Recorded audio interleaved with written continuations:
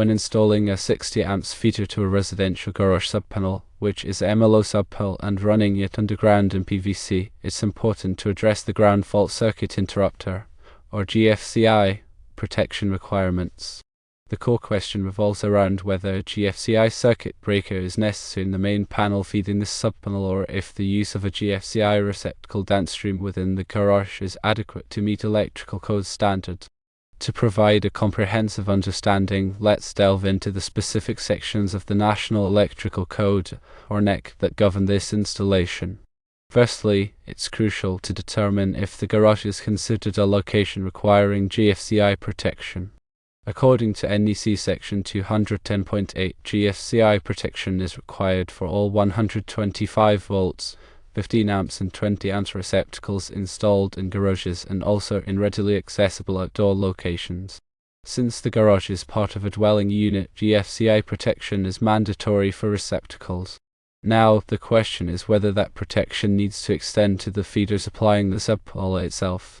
The NEC generally requires GFCI protection for personnel in specific locations to mitigate shock hazards.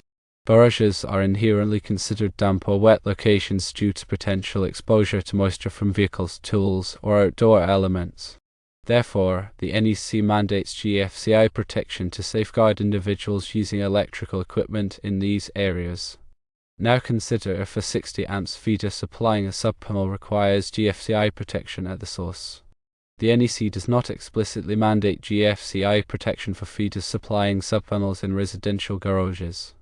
However, there are specific instances where GFCI protection is extended beyond receptacles. For example, if the subpanel serves specific equipment that requires GFCI protection, such as electric vehicle charging equipment, hot tubs, or other specific appliances, then GFCI protection would be required at the subpanel or at the source. One approach to satisfying the GFCI requirement is to install a GFCI circuit breaker in the main panel that feeds the 60 amps feeder to the garage subpanel. This method provides comprehensive GFCI protection for the entire circuit, including the feeder and all downstream receptacles and equipment connected to the subpanel. This ensures that any ground fault occurring anywhere in the circuit will trip the GFCI breaker, de-energizing the entire circuit and minimizing the risk of electrical shock. Alternatively, GFCI receptacles can be installed downstream in the garage to protect individual outlets and equipment. This approach involves replacing standard receptacles with GFCI receptacles. GFCI receptacles are designed to detect ground faults and trip quickly, cutting off power to the outlet and preventing electrical shock. This method is suitable for protecting specific locations where GFCI protection is required, such as receptacles used for portable tools or appliances. Now let's compare the advantages and disadvantages of each approach. Installing a GFCI circuit breaker in the main panel provides comprehensive protection for the entire circuit, including the feeder and all downstream devices. It is a single point of protection, simplifying maintenance and troubleshooting. However, it can be more expensive than installing GFCI receptacles, especially if the main panel is located far from the garage. Installing GFCI receptacles downstream offers a more targeted approach to GFCI protection, focusing on specific locations where protection is needed. It can be more cost-effective than installing a GFCI circuit breaker, especially if only a few receptacles require protection. However, it requires careful planning and installation to ensure that all required locations are protected. In some jurisdictions, local amendments to the NEC may impose additional requirements for GFCI protection in residential garages. It is essential to consult with local electrical inspectors or authorities to determine if there are any specific requirements that apply to your installation. These requirements may include mandatory GFCI protection for feeders supplying subpanels of specific types of equipment. Now let's talk about the practical considerations. Before making a decision, it's essential to assess the specific needs and requirements of the installation. Consider the types of equipment that will be used in the garage, the potential for exposure to moisture, and the overall risk of electrical shock. If the garage will be used for activities that involve water or wet conditions, such as washing cars or using power washers, then comprehensive GFCI protection is highly recommended. Consider the size of the subpanel as well as the load calculations. When calculating the load for a residential garage subpanel, several factors must be considered to ensure the electrical system can safely and reliably handle the anticipated demand. The National Electrical Code, or NEC, provides guidelines for calculating these loads. Firstly, general lighting load needs to be determined. For dwelling units, including garages, the NEC specifies a general lighting load of 3 volt amps per square foot. This accounts for the power required for general illumination. To calculate this, you would multiply the square footage of the garage by 3 volt amps per square foot. Secondly, receptacle outlets have to be calculated. The NEC requires that each receptacle outlet be calculated at 180 volt amps. This applies to all general purpose receptacles in the garage. To determine the total load for receptacle outlets, multiply the number of receptacle outlets by 180 volt amps. The NEC also specifies requirements for specific appliance circuits. For example, a 20 amp small appliance branch circuit serving countertop receptacles in a kitchen or dining area must be calculated at 1500 volt amps. While this requirement doesn't directly apply to garages, it provides a benchmark for calculating the load of similar appliances that may be used in the garage, such as refrigerators or freezers. If the garage will be used for electric vehicle charging, the load for the electric vehicle supply equipment, or EVs, must be included in the calculation. The NEC provides specific guidelines for calculating the load for EVs, depending on the charging level and the amperage of the circuit. For example, a level 2 EVs operating at 240 volts and 40 amps would require a load calculation of 9600 volt amps. If the garage will be used for welding or other heavy-duty equipment, the load for this equipment must be included in the calculation. The NEC provides specific guidelines for calculating the load for welders and other types of equipment based on their duty cycle and amperage. After calculating the individual loads for lighting, receptacles, appliances, electric vehicle charging, and other equipment, these loads have to be added together to determine the total connected load for the garage subpanel. This is the total amount of power that the electrical system must be able to supply. The NEC allows for demand factors to be applied to certain types of loads, which can reduce the overall load calculation. For example, a demand factor of 100% is typically applied to the first 3000 volt amps of load, and a demand factor of 35% is applied to the remaining load. This accounts for the fact that not all loads will be operating simultaneously. Finally, once the total connected load has been determined and any applicable demand factors have been applied, the service size for the garage subpanel can be calculated. This service size must be sufficient to supply the total calculated load, with some additional capacity for future expansion. The NEC provides guidelines for determining the minimum service size based on the calculated load. Ultimately, the decision of whether to use a GFCI circuit breaker or GFCI receptacles depends on various factors, including the specific requirements of the installation, local code requirements, and the preferences of the homeowner. It is essential to consult with a qualified electrician to determine the best approach for your specific situation. Also, if using a GFCI circuit breaker, the electrician will have to coordinate this and find out the short circuit current rating. The available fault current, or AFC, or sometimes referred to as the available short circuit current, is the maximum current that an electrical system can deliver under short circuit conditions. This value is crucial for selecting appropriate overcurrent protection devices, such as circuit breakers and fuses, to ensure the safety and reliability of the electrical system. Understanding how to determine the AFC is essential for electrical engineers, electricians, and anyone involved in the design, installation, and maintenance of electrical systems. Calculating the AFC involves several steps, which typically include obtaining information about the utility transformer, calculating the transformer's contribution to the fault current, determining the impedance of the conductors, and calculating the fault current at the point of interest.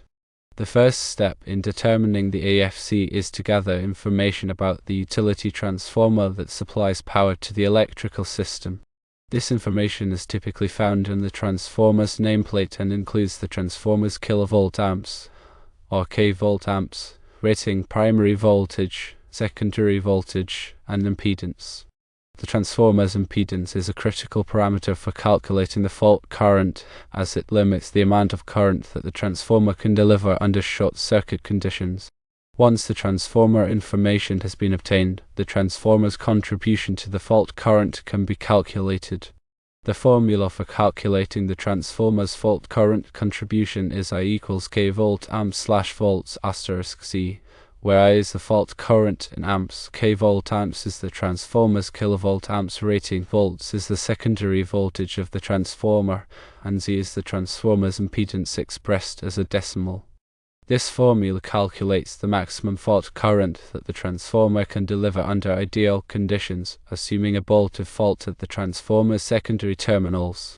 After calculating the transformer's contribution to the fault current, the impedance of the conductors between the transformer and the point of interest must be determined.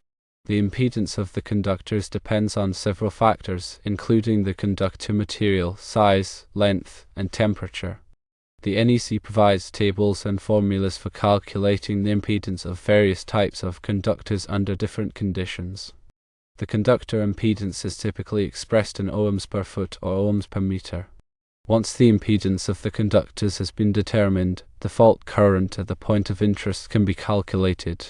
The formula for calculating the fault current at the point of interest is I equals volts / Z total, where I is the fault current in amps, volts is the voltage at the point of interest, and Z total is the total impedance between the transformer and the point of interest. The total impedance includes the transformer's impedance and the impedance of the conductors. This formula calculates the fault current at the point of interest, taking into account the impedance of the entire electrical system. The AFC is an essential parameter for selecting appropriate overcurrent protection devices, such as circuit breakers and fuses. Overcurrent protection devices must be able to safely interrupt the maximum fault current that the electrical system can deliver. If the overcurrent protection devices are not properly rated for the AFC, they may fail to interrupt the fault current, leading to equipment damage, fire, or even personal injury. The NEC requires that overcurrent protection devices be selected and installed in accordance with their interrupting rating. The interrupting rating of an overcurrent protection device is the maximum fault current that the device can safely interrupt without failing. The interrupting rating must be equal to or greater than the AFC at the point where the overcurrent protection device is installed. In addition to selecting overcurrent protection devices with adequate interrupting ratings, it is also important to consider the coordination of overcurrent protection devices in the electrical system. Coordination refers to the selection and arrangement of overcurrent protection devices to ensure that the device closest to the fault will trip first, minimizing the extent of the outage and preventing unnecessary tripping of upstream devices. Proper coordination of overcurrent protection devices requires careful consideration of the AFC at various points in the electrical system and the time current characteristics of the overcurrent protection devices. Regularly inspecting and testing electrical systems is essential for ensuring their safety and reliability. As part of the inspection process, the AFC should be verified to ensure that the overcurrent protection devices are still properly rated for the system's fault current capabilities. If the AFC is increased due to changes in the electrical system or the utility grid, the overcurrent protection devices may need to be replaced with devices with higher interrupting ratings. Testing of overcurrent protection devices should also be performed regularly to verify their proper operation. This testing may include visual inspections, mechanical testing, and electrical testing to ensure that the devices are functioning as intended and will trip quickly and reliably under fault conditions. When selecting conductors for electrical installations, it is essential to consider the ampacity, voltage drop, and other relevant factors to ensure the safe and reliable operation of the electrical system. The NEC provides comprehensive guidelines for selecting conductors based on these factors. Ampacity is the maximum current that a conductor can carry continuously under specified conditions without exceeding its temperature rating.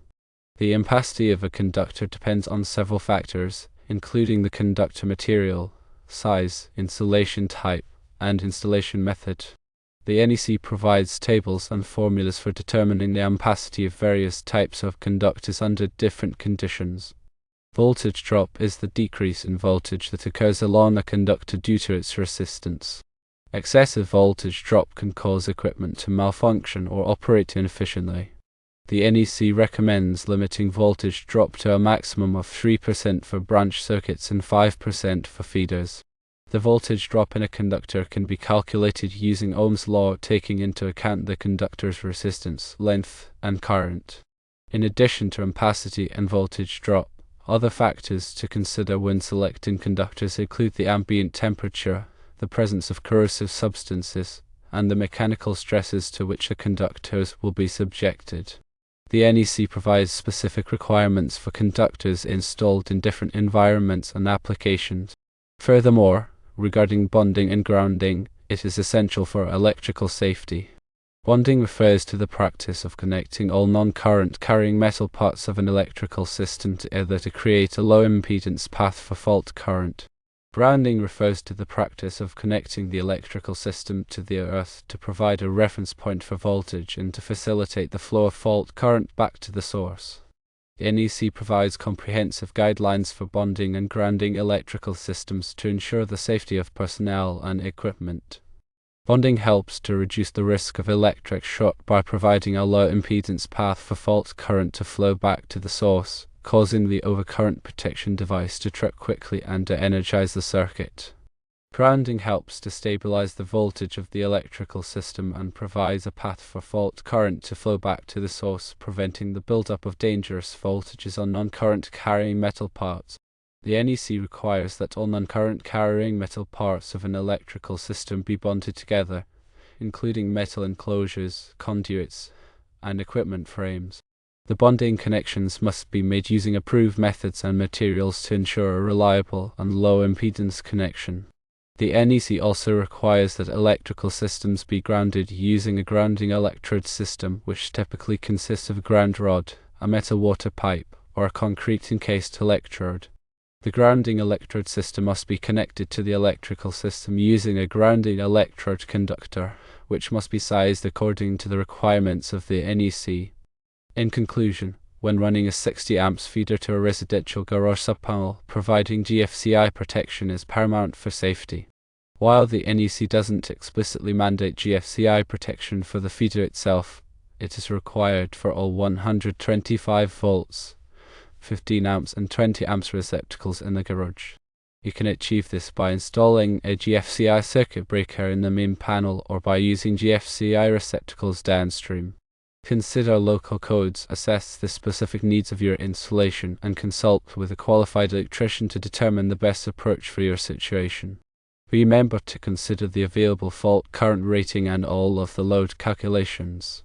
Proper GFCI protection, along with correct conductor selection and effective bonding and grounding, will ensure a safe and compliant electrical system in your residential garage.